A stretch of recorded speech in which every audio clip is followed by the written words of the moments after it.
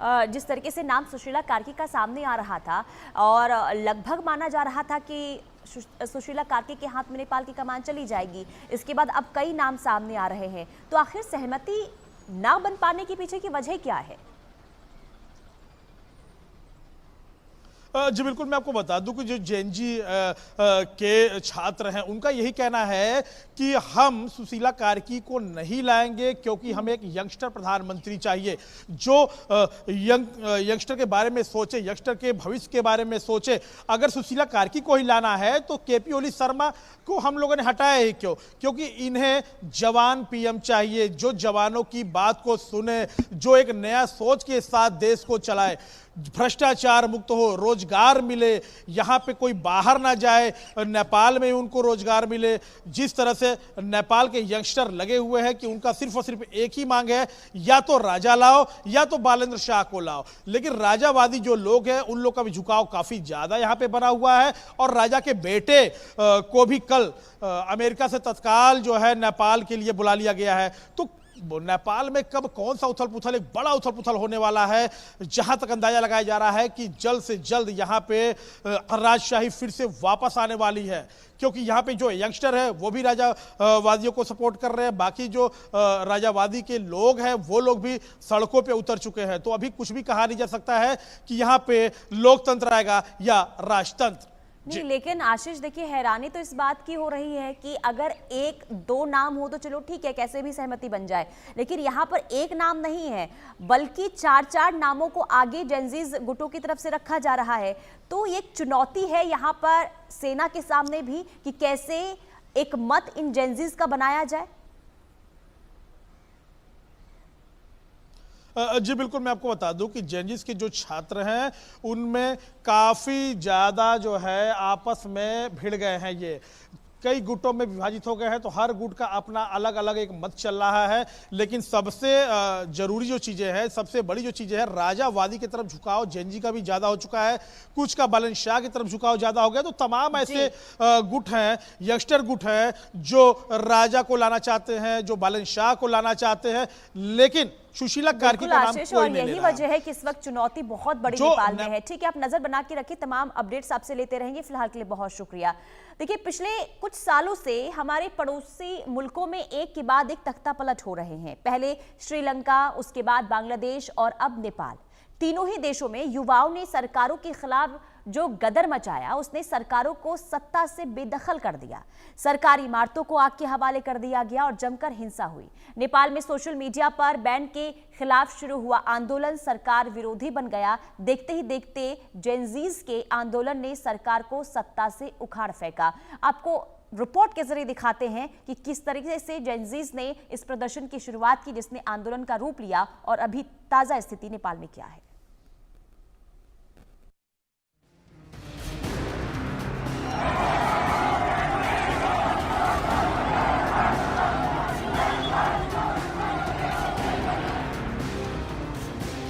लोकतंत्र का हिला किला, बचा पाएंगी सुशीला?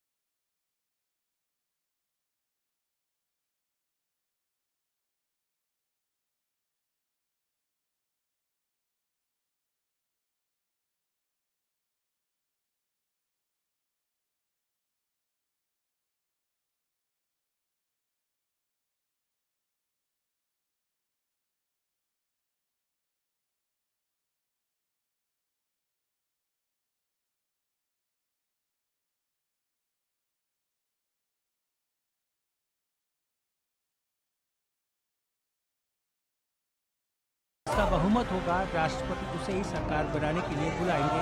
हालांकि अगर बहुमत साबित नहीं हो पाता है तो अंतरिम सरकार ही एकमात्र विकल्प रहेगा और 6 महीने के भीतर नए सिरे से चुनाव कराने होंगे।